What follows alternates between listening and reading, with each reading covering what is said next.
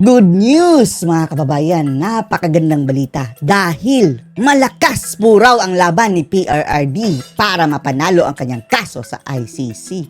Yan mismo ang sinabi nitong ICC lead counsel ni PRRD mga kababayan, na isang batikan na abogado at marami nang naipanalo mga kababayan na kaso dyan sa ICC. Anya, confident siya na ma-acquit si PRRD dyan sa kaso niya sa ICC at the earliest time possible. At hindi na daw sila mag-aantay mga kababayan ng September, 6 months from now doon sa trial. At ang isa sa kanilang pinakamalakas na laban ay yung illegal arrest or kidnapping kay PRRD. Panoorin niyo po ha. In due course, okay? You know where to find me. Oh, mga kababayan, paglabas doon sa compound ng ICC, andun sumugod ang mga bias media mga kababayan. Anong twisting na naman ba ang gagawin nito sa kanilang pagbabalita pagdating sa Pilipinas? Anyone who's insisting... Grabe tingnan nyo taga GMA mga kababayan, tingnan nyo ang itsura. Parang kinilig. Maihig sa kilig mga kababayan, sa tuwa. on finding me will find Anyone who's insistent on finding me will find me. Anong twisting na naman ang gagawin nyo niyan? How many cases have you handled so far for the ICC? Natapilok pa ang taga-abayas mga kababayan.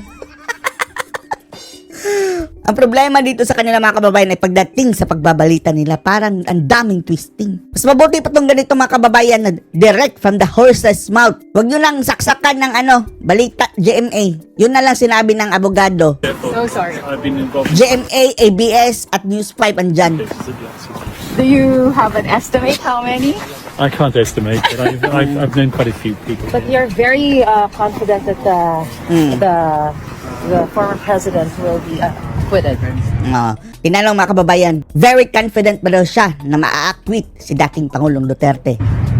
I'm very confident of the strongest defense possible, and I'm I am very confident in a strongest defense possible. Napakalakas ng kanilang depensa. Batikang abogado ng ICC yan ha. very confident that he will be acquitted. I am very confident that he will be acquitted. At least mga kababayan, masasabi nating malakas ang laban ni Tatay Digong. Indeed, even at the earliest stage possible. Even at the earliest stage possible. Can So you won't wait for the September 23 confirmation of charges hearing We anymore? will be filing all necessary applications in due course. I'm not prepared to comment on the defense strategy at this moment in time. Okay? Thank you Ipa-file doon nila mga kababayan as soon as possible. very much. Can you say like Thank you you. have like Thank you. Pabol, mga bias media mga kababayan, Cases- Yeah. Grabe, para talagang didiin nila sa mukha mga kababayan. This is a bit generous. I don't think anyone's had 10 cases at this institution. So nga, nagtanong pa ang bias media mga kababayan na, ilang cases na ba ang nahandle mo sa ICC? Mga 10. Sabi ng lawyer mga kababayan, no, hindi pa naman ganyan kadami ang napafile ng kaso sa ICC. O nga mga kababayan, kaya nga parang walang silbi ang ICC dahil pinupunduhan yan. Dati nagbabayad tayo dyan mga kababayan, and then ilan lang ang napapanagot. Kung mayroong napapanagot, pinopolitika pa. I don't think this institution's even had a lawyer who's represented 10 people. 3? I've represented more than 3 people. More than 3 ang kanyang na-represent mga kababayan. To think na ever since, siguro yung ICC na nagkakaso dyan, 10 lang siguro. Hindi aabot ang 20. Yun ang estimate natin. Than 3. Okay. Thank you. Question the form of arrest, Article 59 of the Rome Statute. Once again, The Article 59 of the Rome Statute, Yung illegal arrest mga kababayan, ilalaban ba daw nila iyon? Article 59. Attorney Harry yes, Roque was well, on that very, point, he was completely denied all his rights. Pati siya mga kababayan, inacknowledge ang validity ng argumentong iyon na si PRRD is completely denied of his rights. Article 59 ng ICC, nakalagay yan malinaw. Philippines. That will obviously be a major argument in the course of That would obviously be a major argument in the course of this. major argument in the course of discourse. Double talaga ng abayas, Attorney, is the ES okay? Ito na naman mga kababayan sa News 5. Radio Dea? I have no information on him, and once again, it's a matter of medical privilege. Okay. Sikat sa kanila ang The North Face mga kababayan, no? The North Face na brand. Mahal! You were not with him earlier. I was with him earlier, yes.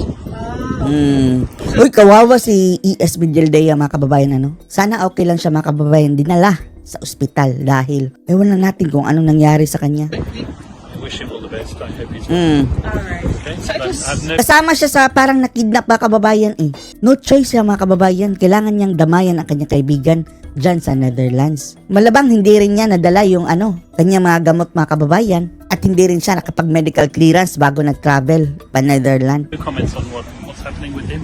Where he is, I have no information. Alright, but was it an emergency? Bakit sa kanya niyo tinatanong? Once again, I'm not at privilege to discuss medical Oh, siguro isang beses pa nga lang silang nag-meet ni Medialdea. Mas kilala niyo pa si Medialdea. privacy. But is he in a wheelchair before he entered? Once again, I'm not Okay, okay, okay. matters of medical. Hindi nga alam ang kulit nito mga bias, mga kababayan, Kapag ito, mga kababayan, pagdating doon sa actual news, grabing twisting yan. Grabing twisting yan. With you for how long? He was with me this morning. Thank you. Sa mga balitang pambansa, Ito na namang isang kaululan, mga kababayan, ha? Concern daw ang mga animal, mga kababayan, na si Cristina Conti o yung mga kalaban ng Duterte na pakulong kay Duterte, mga kababayan. Concern daw dahil binabash daw ang mga judges ng ICC. Hinarningan daw tayo, mga kababayan, na kung hindi daw titigil sa pambabash, baka daw tuluyan ng ma-convict si Duterte dahil nainis daw sa pambabash. No! Sa tingin nyo, mga kababayan, hindi naman bash ang ginagawa natin eh. Kung kukuyugin natin ang social media ng mga judges, mga kababayan, hindi bashing ka. Proper way. Pinaabot lang natin ating suporta eh. Dahil ang ating ganti dyan sa mga ICC kapag bias sila, mga kababayan, kapag i-convict nila sa PRRD, eternal bashing ang gagawin natin. Kukuyugin, hindi na sila makaka-create ng social media, mga kababayan. Habang buhay. Habang buhay natin silang ibabash. At ngayon, tinatakot tayo ng mga animal, mga kababayan, ng mga dilawan na napakulong kay PRRD na winawarningan ka namin kayo, baka sobrang yung bash ng mga judges ay mapikon at makonvict pa si Digong. pero umadagdaga ng mga kinakaharap na reklamo ng dating Pangulong Bakit siya ang madadagdagan? Siya ba ang nambash? Kami ang kasuhan ninyo, ICC. Rodrigo Duterte matapos kuyugin ng mga supporters niya online ang social media Kulang pa yan. page ni ICC Judge Julia Motok. Tinadtad ng mga komento ng Oo. Naniniwala kayo, mga kababayan, galing sa dito. Liar. Ito yung may kasamang Aling Sheila, mga kababayan na namatay ang kanyang anak sa panahon ni Marcos Ngagngag. Siya pa daw ang concern, mga kababayan, sa atin na stop the bashing dahil baka mag-convict si Duterte. supporters ni Duterte ang account ni Motok para manawagan Kulang na pa yan. ibalik sa Pilipinas ang dating Bashing ba yan? Manawagan yan Gusto nila, mga kababayan, yung naratiba lang ng mainstream media ang makakaabot doon kina Motok ng judges ng ICC. Pangulo. May iba namang nanawagan ng patas na paglilitis pero may Panawagan yan iba na pinagbabantaan ng ICC judge. Ang Malamang sila lang din. Pakawala siguro yun ng mga bangang. babala ni ICC Assistant Asawa ni Accountant Babalu. Attorney Cristina Conti, posibleng madagdagan ng kaso ni Duterte. Sige, dagdagan nyo. Animal na to, Alam naman natin, mga kababayan, ang purpose nito These are the leftist lawyers, mga kababayan. Sabi nga ni Aka Eric, National Union for Patakas Lawyers, dahil ang mga ito, mga kababayan, left-leaning. Pareho ng ideolohiya doon sa mga mandirigma, mga kababayan, na pinulbos naman ni dating Pangulong Duterte. Kaya gumanti, galit ng galit ang mga animal. Sila naman talaga ang mga kababayan, nasa likod niyan. Duterte kung matrace na konektado sa kanyang online attack sa ICC judge.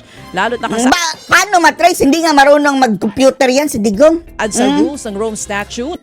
Ang cellphone niya, keypad.